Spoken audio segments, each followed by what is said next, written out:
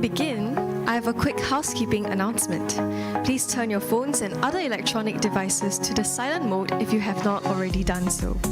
We will have microphone ushers on both aisles during the question and answer session. Please feel free to raise your hand if you have a question to ask, and the usher will be handing you a microphone once the moderator has acknowledged your intent. Before you ask your question, please identify yourself by stating your name, and the organization you're coming from. Thank you.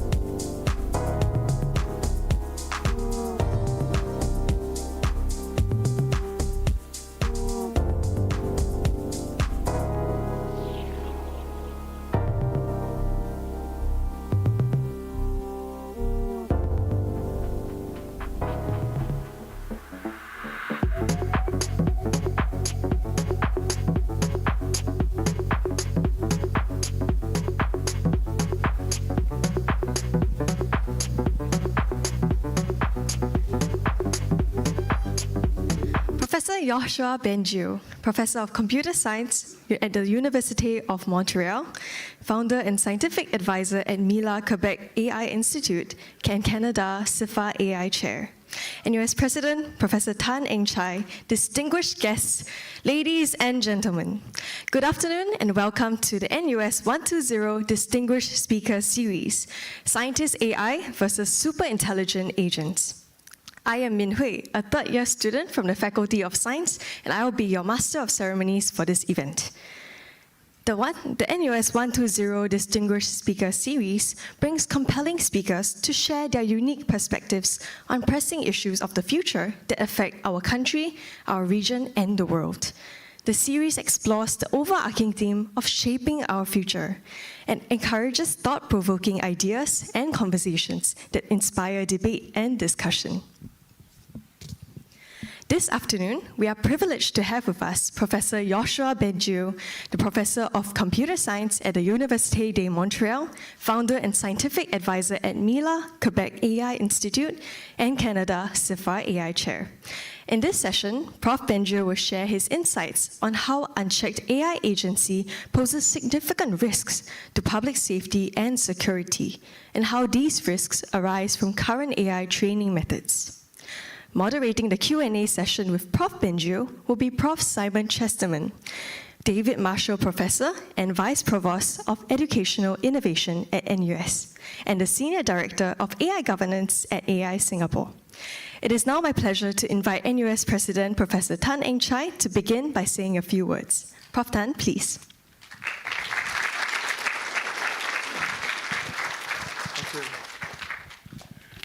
Thank you, Ming Hui. Good afternoon. A very warm welcome to the NUS120 Distinguished Speaker Series. It's a great pleasure to have all of you here today for what is an interesting and timely discussion on how AI will shape us and how we should tune in to shape it as well. Our lives have been profoundly changed by what has often been called the AI Renaissance. It is redefining how we understand, live, and also interact in this world. We are deeply honored to have one of the world's most influential thinkers and pioneers in AI to lead our discussion today. Professor Yoshua Bengio is a foremost scientist in deep learning, AI risks, and safety. His visionary work has led to real-world business applications that have transformed industries as well as business operations. At NUS, we encourage researchers to experiment and leverage on AI. Our researchers have developed wearable AI technology to assist those with visual impairments. AI research at NUS has brought also about innovations in real-time fraud detection, in finance, as well as in building smart and sustainable cities, just to name a few. But as we push boundaries in the science of AI, we must equally invest in the human aspects. How do we ensure that the system we build are desirable and also align with our values? Now, AI is already a very present force in economy and in society, and so are its consequences. Deepfake technology threatens the truth. Large language models can amplify biases, not just in public opinion and politics, but also in healthcare, finance, cybersecurity systems, and the list goes on. Now, autonomous systems are also raising questions around accountability and also control. So as we enter an era of superintelligent agents, so must we also evolve our understanding and management of all these risks and dangers. And Professor Bengio's work on AI safety is so pertinent. So with Scientist AI, Professor Bengio offers a vision of AI rooted in curiosity, caution, and collaboration. It is a compelling blueprint of how we can steer this mighty technology towards greater good. He has said that, and I quote, "The safest kind of AI is the AI scientist." Now, Professor Bengio would also like to see AI systems pursue knowledge in a safe, accountable manner, embodying the scientific principles that have guided human progress for centuries. So in a similar vein, NUS also shares a deep concern with safety and ethics, and in advancing societal well-being and the greater good. A key research thrust of our new NUS AI Institute work is on AI governance and policy. And Simon is actually heading this particular part. It endeavors to contribute to scholarship of how we can reap and distribute the benefits of AI equitably while mitigating the risks, dangers, and disruptions. So as the influence of AI widens, we have to shape the systems that will eventually shape us. So I look forward to Professor Bengio's invaluable insights today on the scientist AI versus super intelligent agents as we work together to shape the future of AI. Thank you. Thank you, Prof. Tan. I now have the honor to invite on stage our speaker, Professor Yoshua Bengio. Prof. Bengio, please.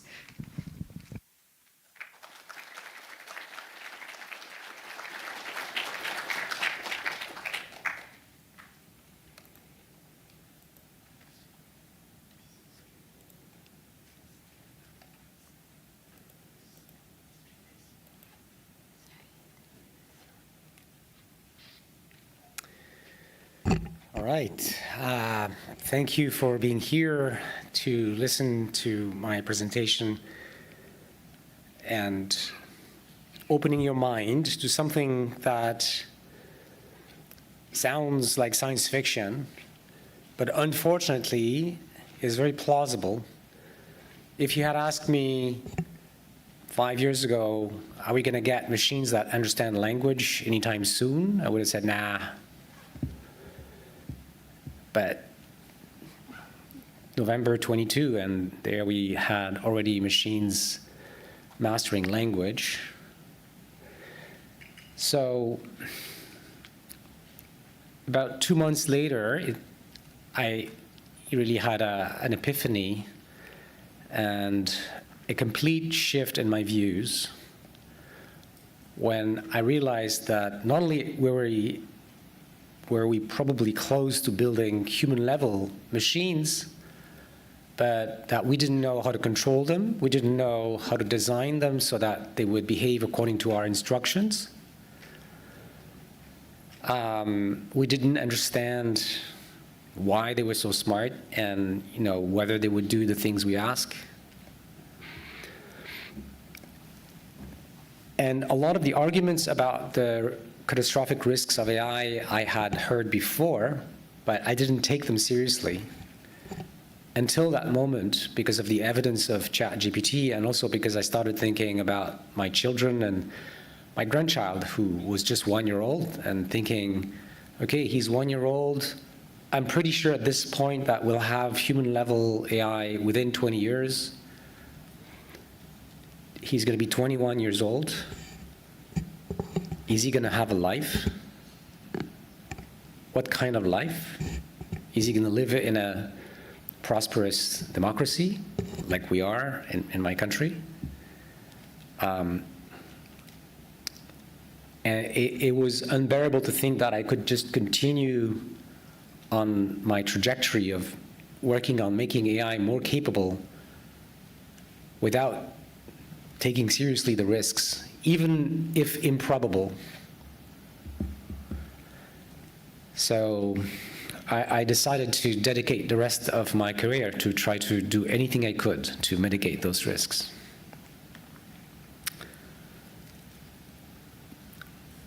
I have been honored to chair an international panel and an international report on AI safety. We delivered our first report last January. I encourage you to look at it to get a sense of the breadth of all the risks that are entailed as we move towards smarter and smarter AIs. But today I'm going to focus on what is, by general agreement, the highest severity risks. In other words, if this risk happens, I think there's no worse possible future, which is human extinction. So it's the risk of what people call loss of human control or loss of control. But I'll mention at the end of my talk other risks that I think we should also talk about. And the report really goes much deeper into many of the other risks that deserve also our attention.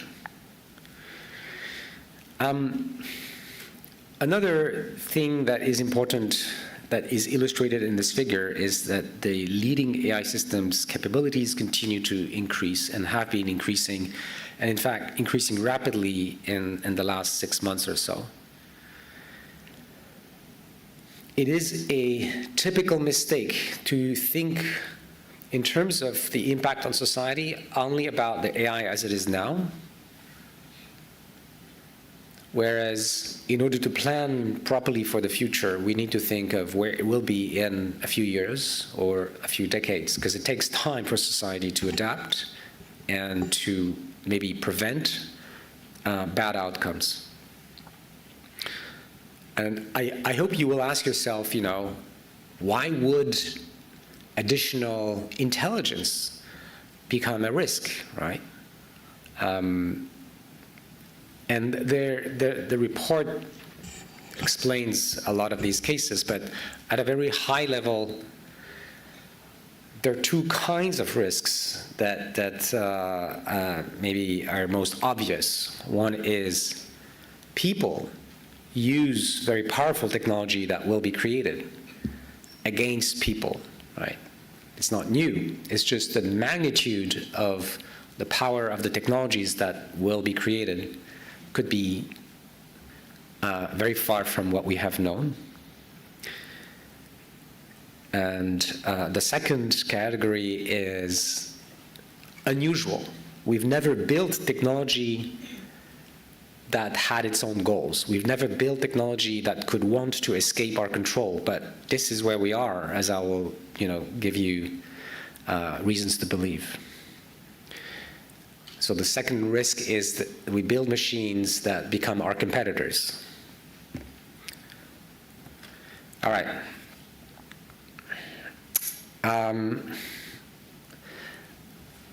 In the first 2 months of after the release of ChatGPT, I focused on what were the things that ChatGPT got wrong. My researcher mind was focusing on what can we do to improve it, right?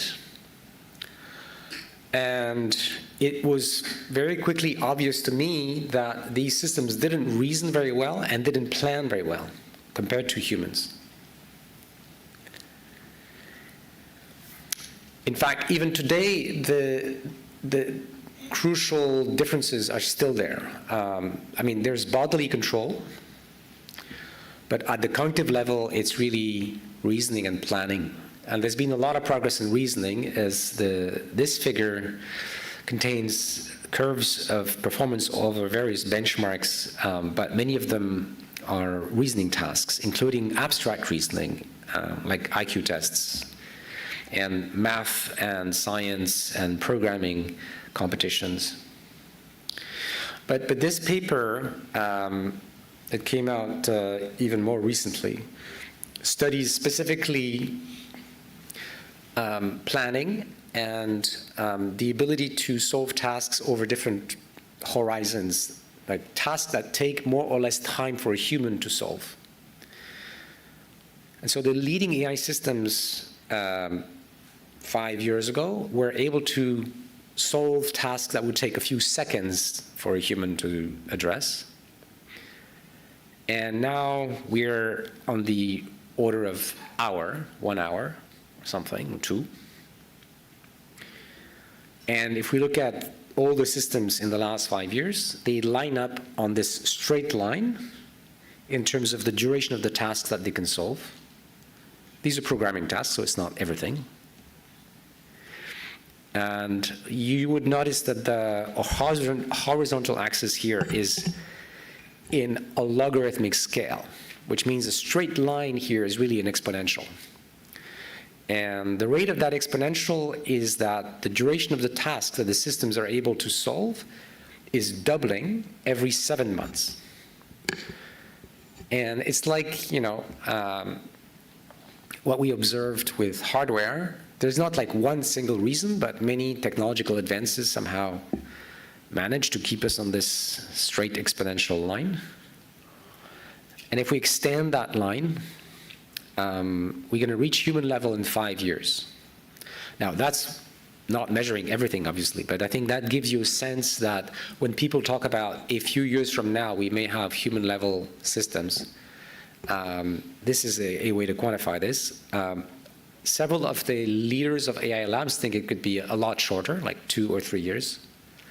Others think that it might be longer, like 10 years. So I don't really know. I don't have a crystal ball, but I think 2 to 10 years is plausible. And we're not ready.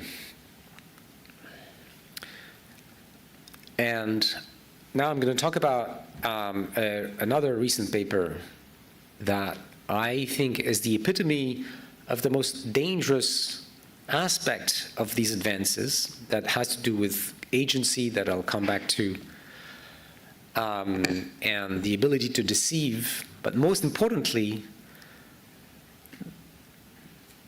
self-preservation behaviors. You know that every living thing is trying to preserve itself. I mean, evolution would have gotten rid of those which didn't.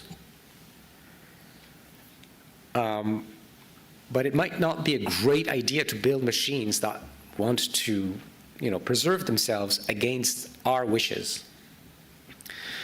Unfortunately, this is what we're starting to observe. So in the experiments reported in this paper, the AIs have read in their input that they will be replaced by a new version, which is, by the way, not unusual. We replace AIs by new versions all the time, every few months.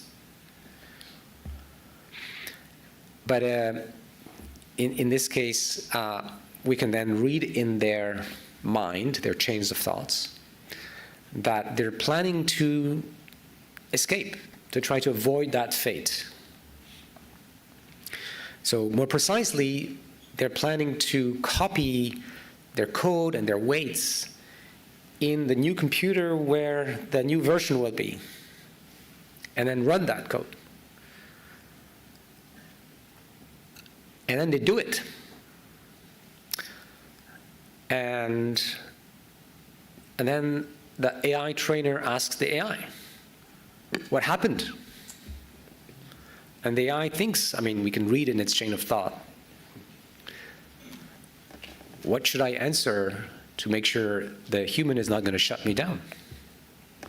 This is not science fiction. This is scientific experiments going on right now in various labs. And then the AI thinks, I'm going to play dumb. And it says, I don't know what happened. I'm telling you this is a story, but it is not a movie that I'm telling you about. This is scientific observations. And various versions of this are being observed in different labs, by different groups, on different AIs. So I think it's really important that we understand what is going on. Why do they have these behaviors that we did not explicitly program into them? And what can we do to make sure we stop that before they're smarter than us? Because if they are smarter than us and they find actually ways to escape for real, they could use their intelligence in many ways to, at least at the minimum, disrupt our societies, and at worst, get rid of us. All right. Sorry for telling you these scary things, but I'm trying to wake up people to a scientific reality that scientists don't agree on. But we need to consider as a possibility that needs to be averted, absolutely.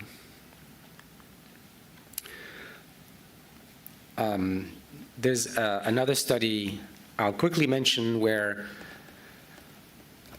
also in a form of self-preservation behavior, the AI pretends to agree with the human trainer because they don't want to be modified through the process of the human alignment training. And they know, because they read our machine learning papers, that if they disagree with the human trainer, then there will be updates to their parameters, which will change their previous goals. And if you're rational and you want to keep your goals, then you do what the AI is doing, which is pretend to agree so that later you can continue with your old goals. Another one shows that in spite of these alignment training, where we teach them to behave well according to our norms, they do things that they're not supposed to do. Like in this case, the AI is playing chess against another AI, which is just a chess specialist. So the frontier AI is losing because, you know, it's not as good as the expert AI. And it has a difficult choice. Like, it's supposed to win, because that's what it means to play chess, and it's supposed to obey our instructions and behave well and not cheat. It can't do both. And here it chooses to cheat. So it's going to play with the files that contain the board so as to cheat and win. So we need to make sure we build AIs that give precedence to our moral instructions over whatever other goals, like please play this game or do this task for me. Because we're going to be deploying AIs all over the world that users are going to, task with various things. We need to make sure that those things that people ask the AIs to do are not going to take precedence over our moral instructions. Do not cheat, do not harm people, do not deceive, and so on. But we don't know how to do it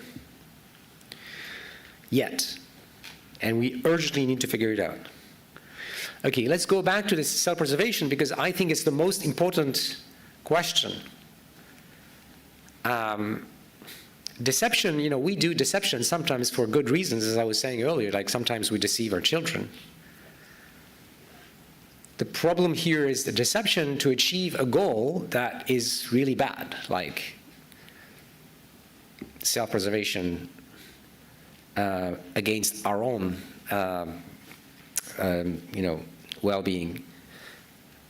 And so where does that come from, this self-preservation? Because it isn't something that we program these things in alignment training or anything. It's a side effect of the way we train them.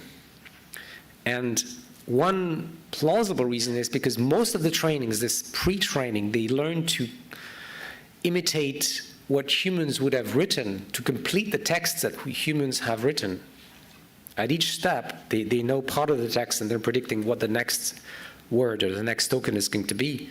And that means they embody in those predictions how humans react to things. And we all want to survive. And so you might ask, well, that's fine. I mean, we're all self-preserving. What's the problem with that? One problem is if we create entities that are more powerful than us and are self-preserving, right? Like your pets are self-preserving, but they're not really gonna be dangerous for us. But these systems, because of the hardware technology on which they're built, have advantages over us in many ways. First, they're immortal, meaning that they can be copied over. You know, if one computer has a problem, they can have a copy in another computer. You can't do that. You know, I'm getting older. I'd like to copy myself in a young body. I can't do that, right? They can communicate with each other billions of times faster than we can communicate with each other. And for the same reason, by the way, they can learn billions of times more things than we can, because you can have many, many GPUs, each looking at different parts of a data set and then sharing that information through these fast communication channels. So self-preservation could also come from other paths. It could be that humans instruct AIs, some humans, to preserve themselves potentially at the expense of our well-being. There are people, very small minority, who would be happy to see humanity replaced by superhuman AIs because they lost you know, or maybe they never had a love of humanity. But there are other reasons that are more technical that may come from the way we train them with reinforcement learning. One way to understand this is reinforcement learning makes the AI learn to act in such a way that it will accumulate as much reward over the future as possible. Imagine each day you can collect a little bit of money. So you would like to live forever to get lots and lots of money. And it means you want to preserve yourself.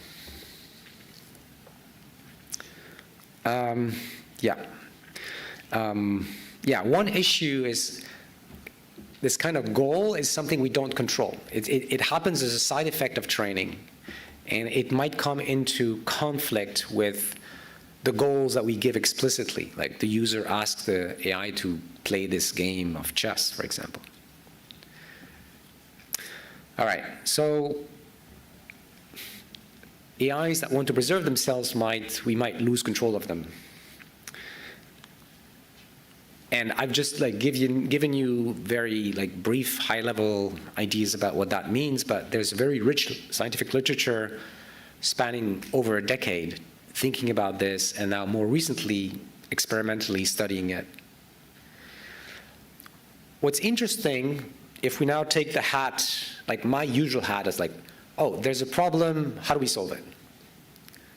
What's interesting is, if we're looking for a solution to this problem, is that all of these loss of control scenarios happen because the AI is agentic, and I'm going to try to explain what that means, but basically that means it has goals and it tries to reach those goals. It acts towards goals. And it's good at doing it, right? It doesn't do random things.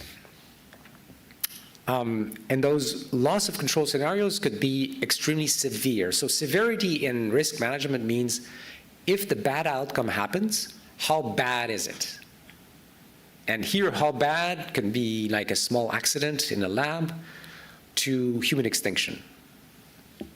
If the AI is powerful enough, smart enough to make sure we never shut it down, the best way is to get rid of humans altogether. But it couldn't do it anytime soon because it needs us to, give it energy, parts, and so on. But if we automate our industry and we get robots everywhere to basically do the work that humans do, then humans are not required anymore for powerful AIs to continue to exist. So these are the scenarios, right? We don't know what the probability is, and scientists disagree on this. You have people asking about their p-dooms and so on. It's anywhere between 0% and 100%, right? Yeah, that's very useful. When you have extreme severity in some potential outcomes and you have very little grasp on the probability that it would happen, that's exactly when we should be using the precautionary principle. Precautionary principle says, if I'm going to potentially create something very bad, and I'm not sure if it's going to happen, or I don't have strong evidence that it won't happen, then I shouldn't do it, or I should act with extreme caution. And that's what we do in biology, gain of function research. Like we don't want to allow anybody to play with the design of new viruses that could kill billions of people. We also apply this principle with climate science. Like geoengineering could solve the climate problem or could destroy the climate. Our models are not good enough for us to be sure. And so what do? Do we try it? Of course not, right? But that's what we're doing with AI right now. Because it's not just about fixing the climate, it's about making quadrillions of dollars and winning a war, quote unquote, between, the leading AI countries. Okay, going back to the high-level scientific question. What are the conditions for an AI to cause extreme harm? It has to have the capability. And now there are two possibilities. It could just create that harm by mistake, or it could do it intentionally. Now, if the harm is created by a single little error, it's probably not a big harm.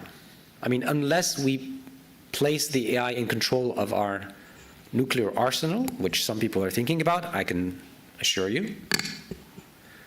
And that would be really stupid, but, humans are humans. In order to create major harm, you probably need to do a lot of actions coordinated in order to achieve a complicated plan, right? Like, it's not going to be easy to get rid of all humans. Like, maybe you need to send many waves of bioweapons, plus drones, and, it's a complicated plan. So the most dangerous thing that we need to be wary of is an AI that has the capability to create huge harm and has the intention to create huge harm. That is the most serious risk. Okay. Capability, unfortunately, is on the rise, or fortunately, if things go well. And it's a train that is very unlikely to stop. I think we should try to kind of put brakes and be cautious, but I suspect we're not going to be able to stop it. Like, the recipe for building very powerful AIs is probably already out there with a few tweaks that may come in the next few years. Maybe not. Maybe we're lucky, but we need to live with that possibility. And so, as a researcher, I'm asking, what can I do? Is maybe understand this notion of intention that AIs would have. And figure out, is there a way we could build machines that don't have any harmful intention?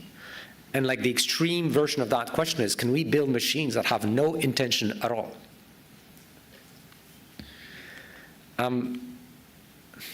One way to help understand this question is this figure, I modified from a talk by David Kruger last NeurIPS in December, where he has the Terminator in the middle, and he's asking, okay, what are the conditions for really bad AI to happen?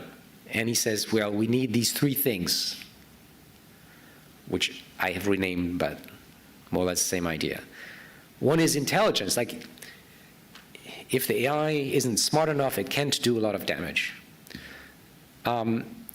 Another, which I haven't talked about, is affordance. In other words, can it act in the world? An AI that is completely isolated from the world cannot do anything bad. An AI that has a lot of degrees of freedom, for example, we've figured out robotics and it can do things physically in the world, has more affordances than an AI that needs to convince humans to do bad things. So that's one factor that we need to keep in mind. But then there's the third leg here, which is a notion of self and goals for that self, which is sort of a weird notion that I think is not well formalized, but I think we all have this notion that we are individuals, we have our own internal goals, and we're like trying to achieve them.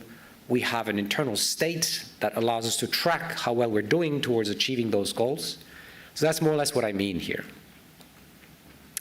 And my proposal is to explore how we can build AI that has no self, no goals for itself, full intelligence, and minimal affordance. So the affordance is going to be basically the only choice in its output is to answer correctly in a probabilistic sense, like what is the Bayesian conditional probability that answers this question. And there's a unique correct answer to that question, and the AI should be just trained to obtain that answer and have no like extra degrees of freedom to do stuff that I did not intend. All right, so that's kind of the goal. And it is straying away from the philosophy of AI as we've known it for the last 70 years, which has been, oh, let's look at human intelligence, human brains, human mind, human reason, and use that as a template, as an inspiration for building AI.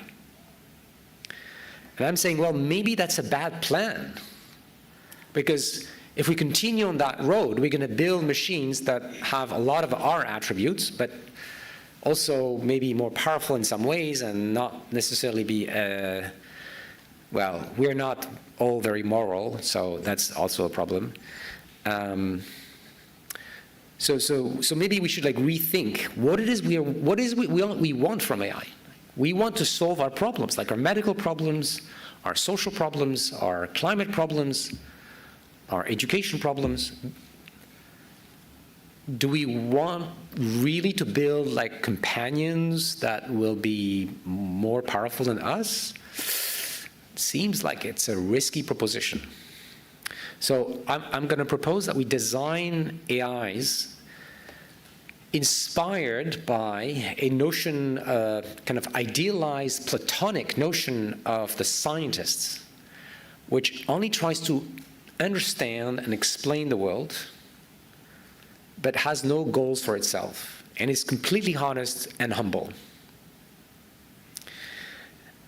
And so, you know, the first thing I get when I talk about this usually is people saying, well, but we would like to have agentic AIs. It's going to serve, you know, all kinds of useful purposes, and, you know, it's going to be worth a lot of money, and, you know, we're going to be able to take the jobs of a lot of people, and so on. I mean, they don't use those words, but so the good news is if we had such a completely trustworthy AI, we could use it to control untrusted AI. So I'll come back to that. So we could make agentic AIs safe using non-agentic AI as a guardrail that we can trust. Okay, so in order to do that, we need to do something that is not what we have in humans. We need to disentangle intelligence from agency. Intelligence here meaning like understanding. And so what is understanding? Kind of separated from agency. It's understanding how the world works, which if you think with the mindset of a scientist, we never actually know how the world works, but we can generate hypotheses, and we can handle multiple hypotheses, and we can know, you know, that multiple hypotheses are compatible with the data. So that's the first bullet point. The second is using this knowledge, which has uncertainty with it, we can derive answers to questions. So in machine learning, we call that inference. One way maybe to make an image of this, you can think of the hypotheses, things like, oh, the equations of quantum physics. And you can think of inference as, oh, I'm going to run a simulator that only needs these equations and then is going to tell me answers to questions. Like, if we have this and that, then after a while, we're going to observe X, Y, Z, right? So that's inference. And we can train neural nets to do both things: generate hypotheses and learn to exploit those hypotheses to produce answers to questions.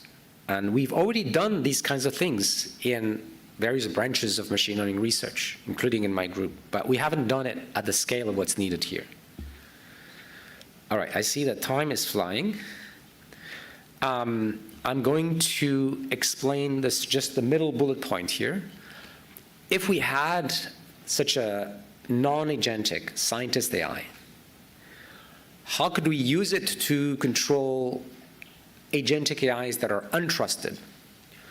It's very simple, and it's a very useful insight.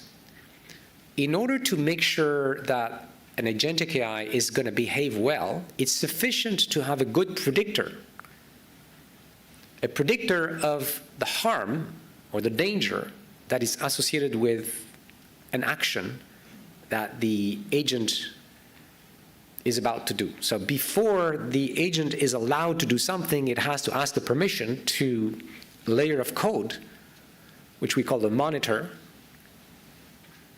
And that layer of code is a kind of safeguard, which checks whether the action is acceptable according to our safety specification, our norms, our laws, whatever we have chosen. And that is a job that doesn't require agency. Prediction is not something that requires agency. It requires understanding so that you can predict the effect of actions, but it doesn't require agency. And so we could take something like this, the scientist AI that is non-agentic, and use it to construct a sort of wrapper that would make agentic AI behave not bad, okay, to make sure they don't behave badly. I'm going to skip a few things. Sorry. So now let's go a little bit more into how we could construct these things. I'm actually going to start with the next slide here. So this is a paper we published about a year ago. So the iClear, we have iClear in Singapore this week. So we published this at the iClear last year. And apparently, according to my student who led this project, it has been a crucial piece in developing O1 at OpenAI. And the idea was to use these generative machine learning methods that are probabilistic to sample chains of thoughts, to learn to sample chains of thoughts that would be good at explaining the next sentence. Right? Like in the example here, let's say the previous sentence was the cat was hungry, and then the next one is now the cat is sleepy, not hungry. So what is it that could have happened in between, right? And we can train neural nets to generate this sort of thing. Okay, and in modern reasoning models, this is very much what they do, except it's trained by reinforcement learning. In my proposal, we're thinking of the content of the chain of thought as a set of logical statements. So what is a logical statement? It's just a sentence that could be true or false. And we don't necessarily know if it's true or false, so maybe we can treat these as random variables that could have a probability, and that probably depends on the other things we know, and so on. And so how many of these latent variables are there? Essentially an infinity, like all the possible sentences. Each of them could be true or false. And you can think of each of these sentences describing a property of the world, which could be true or not. And giving the information that we have an input, we can use our neural nets to make a prediction about these probabilities and sample some of these that go into the chain of thought.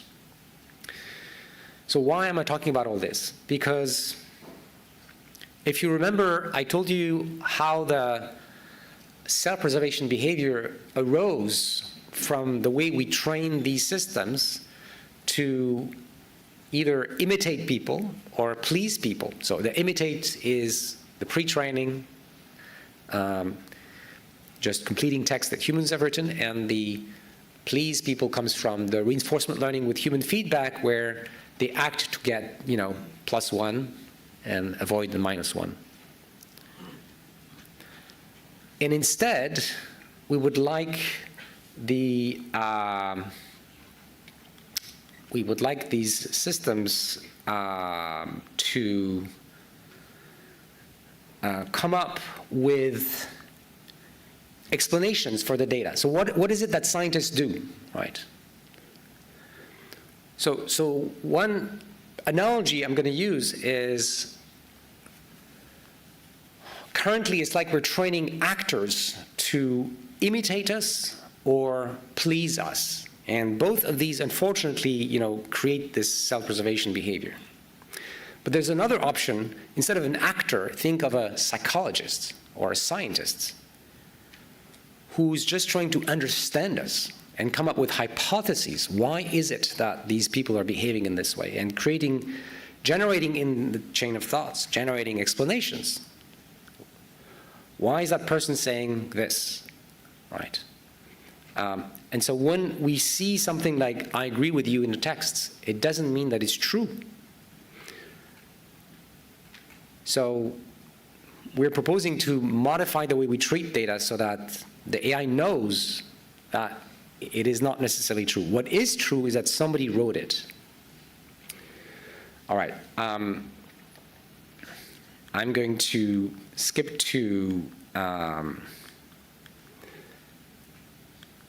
policy questions for the last couple of minutes. I've talked mostly about the technical question of one category of risk, which is loss of control, and I told you there are many others, and I'll come back to some of them in my last slide. And as a machine learning researcher, I'm interested in these scientific questions, like how do we build AI that's going to be safe, that's not going to turn against us, and so on. But it's not sufficient to solve these scientific challenges. Even if we were able to find methodologies to build AI that is safe, society is not safe, right? Because, for example, these safeguards, they can be removed. It's just a piece of code. You can comment the line. And so we need not just technical solutions, but political solutions, coordination among countries, regulation, and other mechanisms to make sure that all of the organizations building very powerful AIs will follow some rules of caution, with some oversight, some independent oversight, and so on. And right now, it doesn't go well. We don't have any regulation, especially in the country that matters the most here. There's a lot of competition between companies. They all want to win that race. There's competition between countries. And so we have organizations cutting corners to try to get there first. There's a belief that whoever's going to get to AGI first will then get a huge advantage, because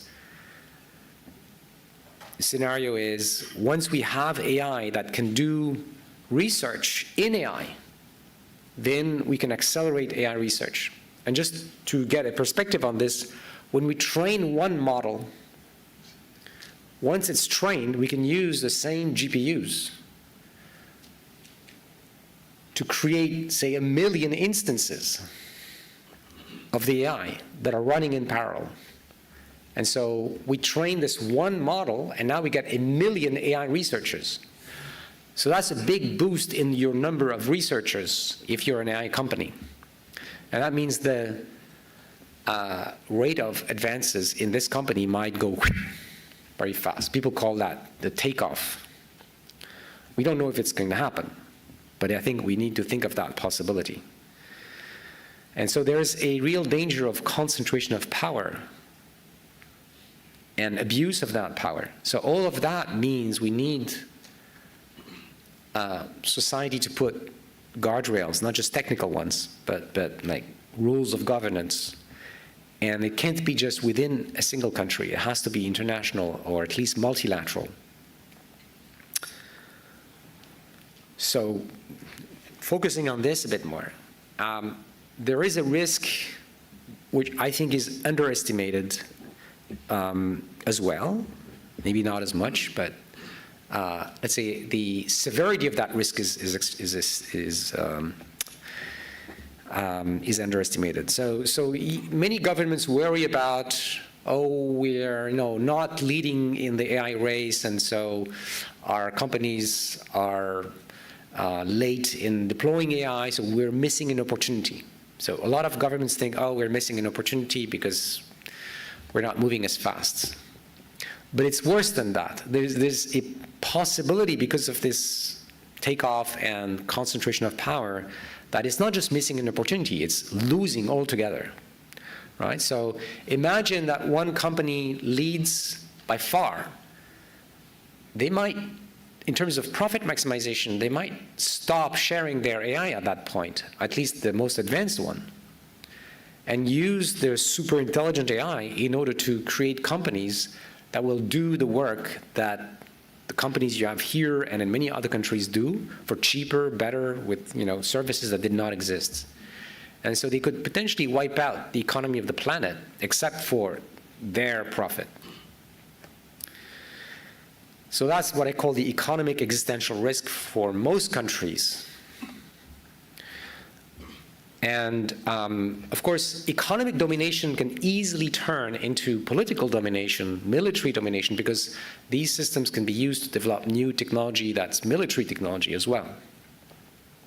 And we know that AI can be used to influence people, disinformation and so on. So imagine super intelligent AI uses a disinformation tool could be radically threatening our democracies. And then there's the third bullet here, which is smaller groups, not countries or big companies, but terrorists, rogue states, using AI, using the most advanced AI, if it is available to them, to create, attacks like cyber attacks, create bioweapons, chemical weapons, disinformation attacks, and just create a lot of chaos in society, with potentially huge consequences. So we have to deal with all of those risks, and I didn't even cover all the risks that are in the report. Right? To summarize, it's crucial that we develop countermeasures to mitigate those risks that are both scientific and political or governance solutions. And both the risks and the benefits really are about the whole planet. If we do succeed with building superintelligence, it can bring well-being to all humans on this planet. We can all benefit in amazing ways. But it could also be, if we don't manage it, that we get this huge concentration of power in a few hands, which could be catastrophic, right? And the risks are global as well. If there's a loss of control accident, everyone may lose. If terrorists, use an AI that's developed in one country to attack another country, there's no borders here that have a lot of meaning. We can only solve these problems all together. And for that reason, I repeat that AGI is a global public good. And this is how we should deal with this problem. Thanks for your attention. Thank you, Prof. Bengio. May we invite you, as well as Prof. Chesterman, to take your seats on stage for the question and answer session. Okay, thank you. The floor is now yours, Prof. Chesterman.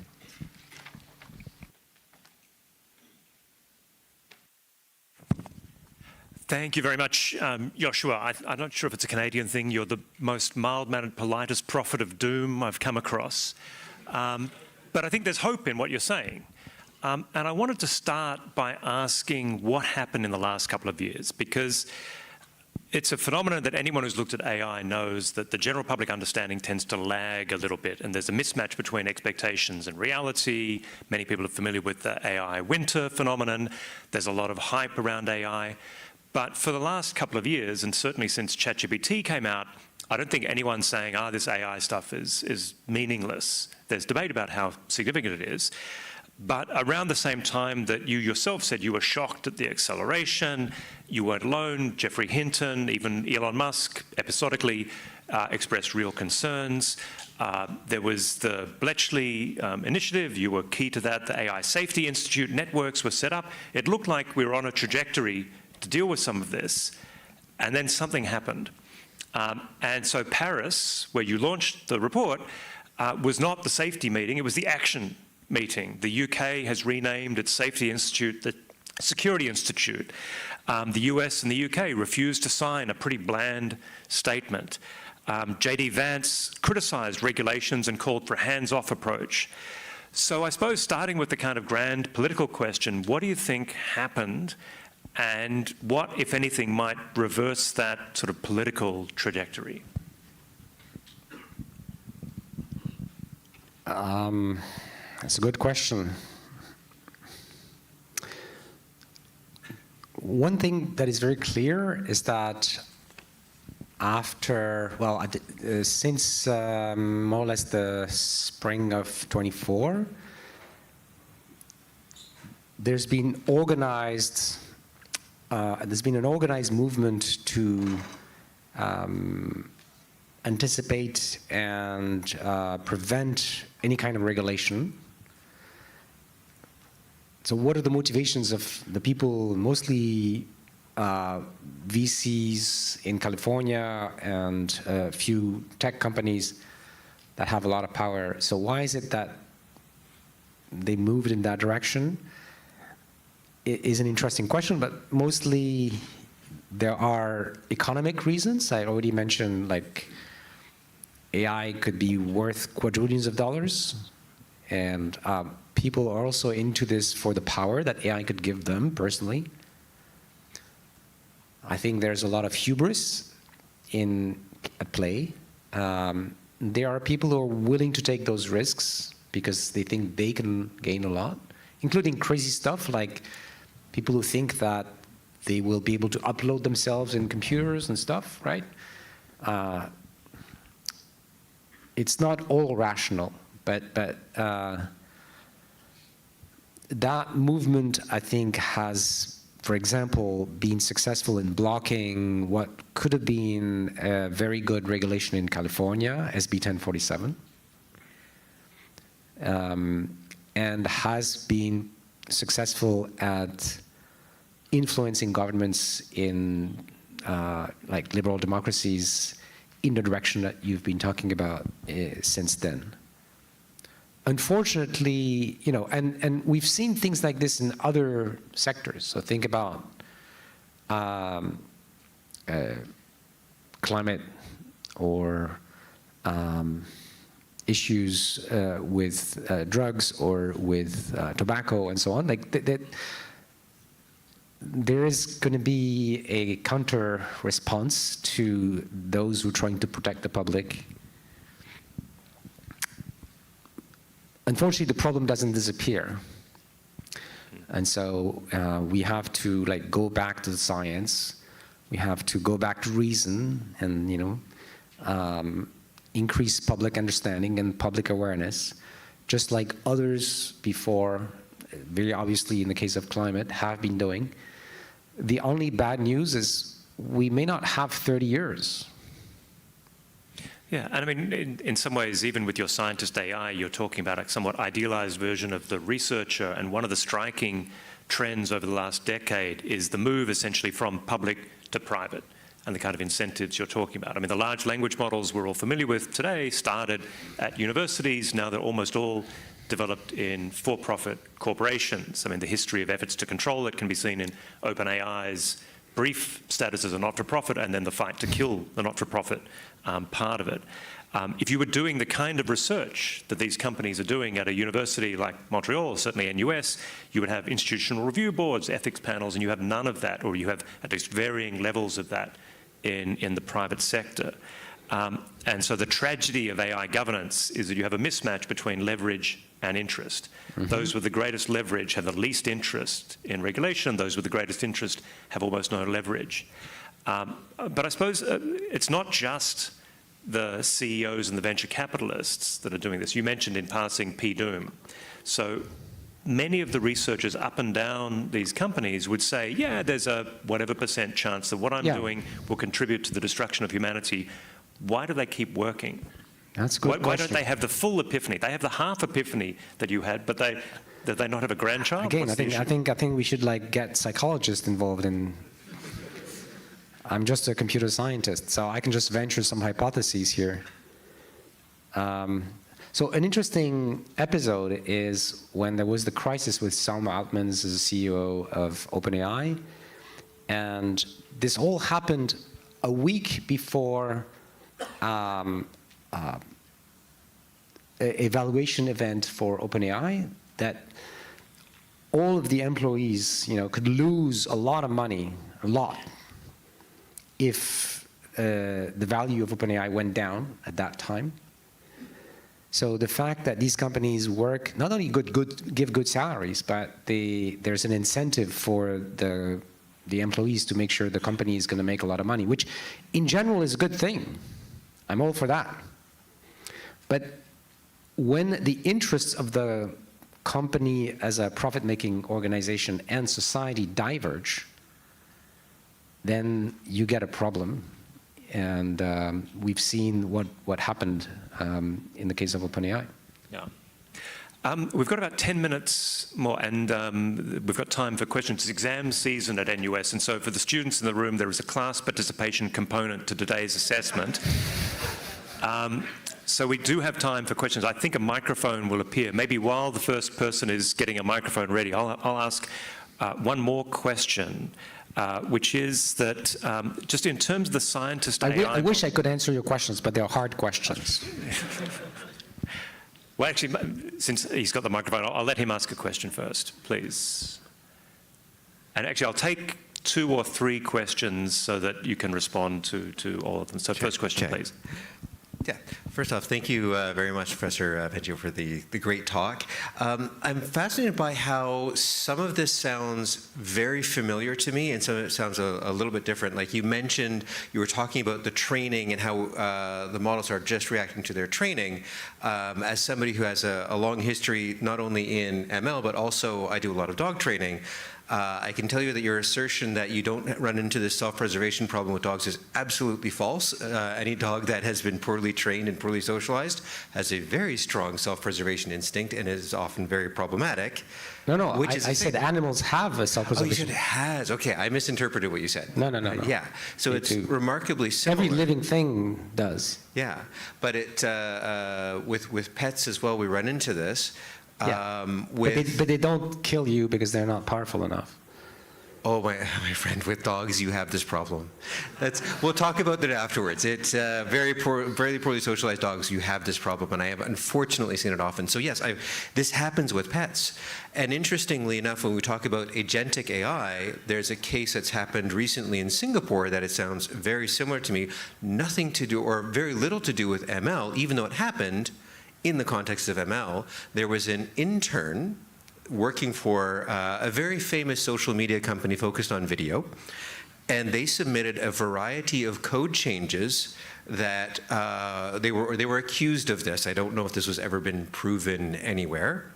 And to me, this was all, from an engineering perspective, these were all poor engineering practices.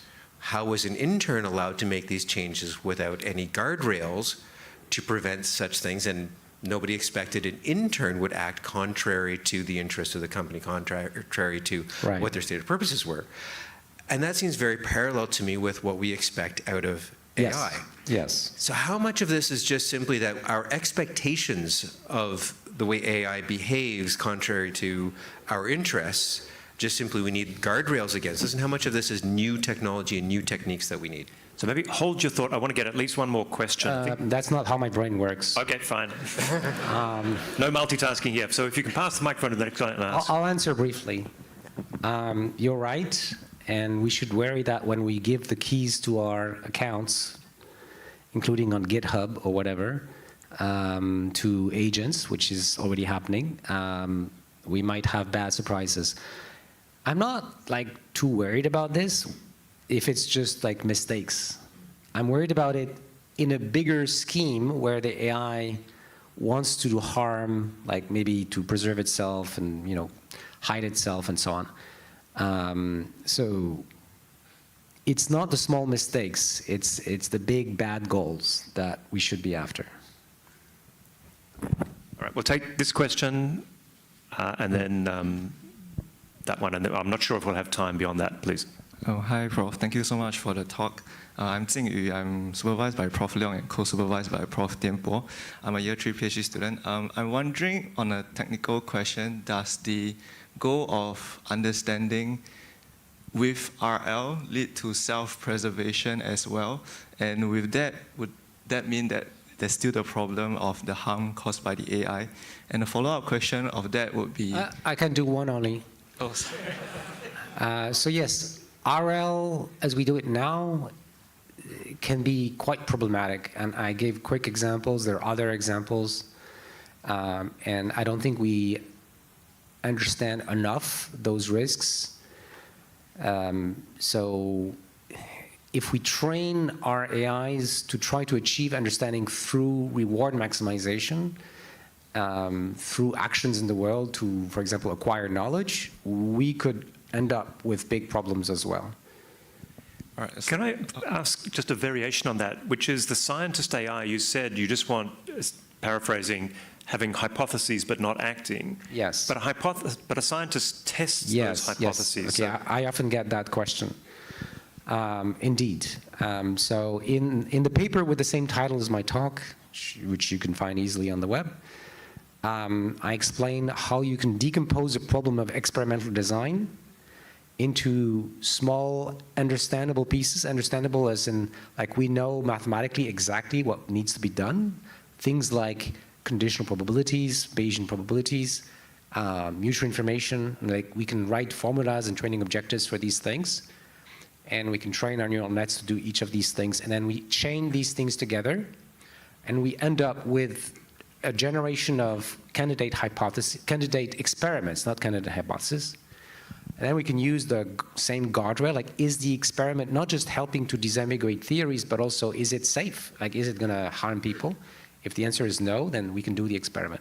So we should contrast that with an RL approach, which says, oh, I'm gonna give you reward if you do well in the future, which of course you're gonna do better if you learn more and you do experiments that teach you more, but you have no control over the pieces. And this is the end-to-end approach is actually dangerous because we don't have oversight over the decisions that are taken. But with the scientist's approach, inspired by how we actually do science, we can get around that challenge. Okay, sorry, I'm going to have to go to the next question, otherwise we're going to run out of time. Thank you very much. And then, my name is Martin Sirand. I would have like one question. So, like, maybe it's a drive to survive, how the LLMs try surviving or avoiding like turning off, but maybe it's like a train to survive or training how to survive, because large language models knows about evolutions and other things like this from the training data that they got. So maybe it's better to make a really just AI that just forget about evolution and anything like that. So besides jokes, like maybe a little bit like avoid training on those things which can suggest them to that they can't survive for so long. But we're all like acting to preserve ourselves is one of the major human motivations. So that's not feasible what you're proposing. We have to find a solution that is not, oh, we're going to remove the sentences that talk about preserving yourself. It's deeper than that. You know, I gave the example of somebody applying for a job and being deceptive. Well, it's actually a survival instinct that is at play here. Thank you. So my idea was that we have the drive to survive as Yes. humans, but Yes. then these kind of large language models and other AI solutions just training to survive because they know. Well, they're that's trained the right now to function. imitate us, and of course we want to survive. Simple as that. Okay, so I've got to take a question front row, Brian Lower. I'm going to make an observation when I look at my students and even my children, and then they use generative AI. It sort of hone them into thinking in a certain way, right? And, you know, in a very futuristic sense, how do you think that will lead to the effect of them losing the right to be wrong, or the right to be even to be bored? To be bored? To be bored or even to be wrong, the right to be wrong, because everybody is being structured in a way that, I'm going to seek the generative AI GPTs for a certain solution. Right. There's no sense of exploration anymore. But then this is exactly at where we are the best, right? When we are bored, we explore. Right. But in the future, would we lose such a right, even to be bored or to be wrong? Yeah. I don't think so. I mean, we have libraries, That's and true. we have Google search. So I'm not worried about that. I'm much more worried about, you know, people blowing the planet up. Okay, we're basically out of time, I fear, but I'm going to ask, one more question from the front row with the laptop there, please. No, with the laptop, yeah. Thank you, Prof. I'm Yuqian, year 2 CS at NUS. So my question is, just now you mentioned that use non-agentic AIs to as wrappers for the agentic AIs. Yeah. So what challenges do you foresee for this? Like, including the technical challenges as well as the maybe societal challenges? Right. So the technical challenges are related to how do we make sure that the meaning of words in the explanations that the AI comes to is the same as the meaning we give to words. So this is called the interpretability challenge as well. Even though the AI uses now words to come up with the explanations, potentially they could diverge from our meanings. And a societal challenge is that solution going to be computationally costly compared to not doing it? And then that may be a barrier for companies to use it. Yeah, okay, thank you. Okay, I'm sorry, we've got a huge topic. I'm sure we could go on talking. I was going to ask, since this is a celebration of the 120th anniversary of NUS, what you think the role of universities might be 120 years from now, but I'll be happy if we make it to 125. Any last thoughts about what young people, in particular, interested in this space should be doing? Right now, companies are all doing the same thing, exploring around a very little space of like solutions and methods. And the traditional road of academia is exploration. Different people have the freedom to look for different solutions. Like, these are really hard, challenging problems. And so we need more people around the world to just take a shot at these problems and then discuss it with others so that we can accelerate the solution. Maybe we don't have a lot of time, so I think more people would work on this, the better. Okay, so don't just take an internship in a company. Go do that research project over the summer. But first, please join me in thanking Yoshua Bengio for joining us this afternoon. Thank you, Prof. Bengio and Prof. Chesterman. Ladies and gentlemen, we have come to the end of this afternoon's session, which we hope has been interesting and insightful. Do check out the video recording of this event, made available right now on our social media platforms. Thank you, and we wish you a pleasant weekend.